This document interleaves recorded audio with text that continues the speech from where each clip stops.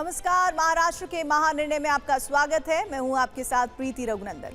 महाराष्ट्र के मुख्यमंत्री देवेंद्र फडणवीस ने जानकारी दी है कि राज्य सरकार ने एआई में 10,000 करोड़ रुपए का निवेश करने, 1.5 लाख नौकरियां सृजित करने, 6 सेंटर ऑफ एक्सीलेंस बनाने और विशेष एआई इनोवेशन रीजन स्थापित करने का लक्ष्य रखा है।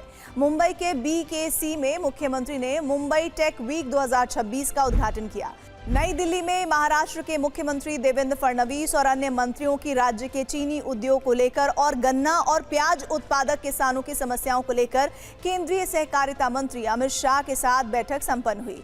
इस अवसर पर मुख्यमंत्री, उप मुख्यमंत्री सहित संबंधित मंत्री और विभिन्न संगठनों के प्रतिनिधि उपस्थित थे। मुख्यमंत्री देवेंद्र फडणवीस ने जानकारी दी कि केंद्र सरकार जल्द ही इस संबंध में अनुकूल निर्णय लेगी। मुख्यमंत्री ने यह भी बताया कि प्याज उत्पादक किसानों की मांगों पर सकारात्मक निर्णय लिया गया है। सह्याद्री अतिथि गृह में मुख्यमंत्री देवेंद्र फडणवीस की अध्यक्षता में राज्य स्तरीय खरीफ सीजन समीक्षा बैठक संपन्न हुई।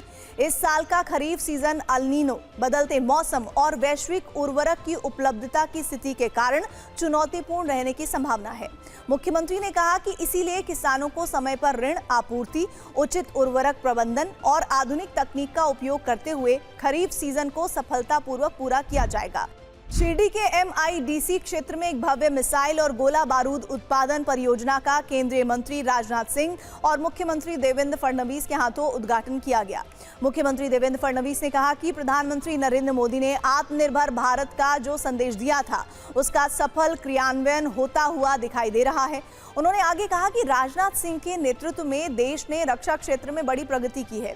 देश न केवल स्वावलंबी बना है, बल्कि रक्षा उपकरणों का एक बड़ा निर्यातक भी बन गया है। मुंबई में मंत्रालय में मुख्यमंत्री देवेंद्र फडणवीस की अध्यक्षता में उद्योग विभाग की मंत्रिमंडल उप समिति की बैठक संपन्न हुई। बैठक के बारे में जानकारी देते हुए उप मुख्यमंत्री एकनाथ शिंदे ने कहा कि महाराष्ट्र में औद्योगिक निवेश, रोजगार सृजन और इंडस्ट्रियल इकोसिस्टम विकसित करने के लिए लगभग 89,731 करोड़ रुपए के 5 विशाल और अति विशाल प्रोजेक्ट्स को मंजूरी दी गई। इन परियोजनाओं के कारण राज्य में रोजगार के लगभग 20,000 अवसर पैदा होंगे। मुंबई के सह्याद्री अतिथि गृह में मुख्यमंत्री देवेंद्र फडणवीस की उपस्थिति में अग्रेको इंडिया कंपनी के साथ एक समझौता ज्ञापन पर हस्ताक्षर किए गए। अग्रेको इंडिया अगले 10 वर्षों में पुणे में 400 करोड़ रुपए का निवेश करेगी। इस निवेश से 1,000 से अधिक प्रत्यक्ष रोजगार के अवसरों का निर्माण होगा। अग्रेको कंपनी पुणे के फुलगांव में एक अत्याधुनिक वैश्विक इंजीनियरिंग और मैन्युफैक्चरिंग केंद्र स्थापित करेगी, जिसका काम इसी साल शुरू होने वाला है। स्कॉटलैंड के बाहर स्थापित होने वाला ये अग्रेको का दुनिया का सबसे बड़ा और सबसे महत्वपूर्ण केंद्र होगा। मुख्यमंत्री देवेंद्र फडणवीस ने मुंबई से शिरडी की यात्रा वंदे भारत एक्सप्रेस से की।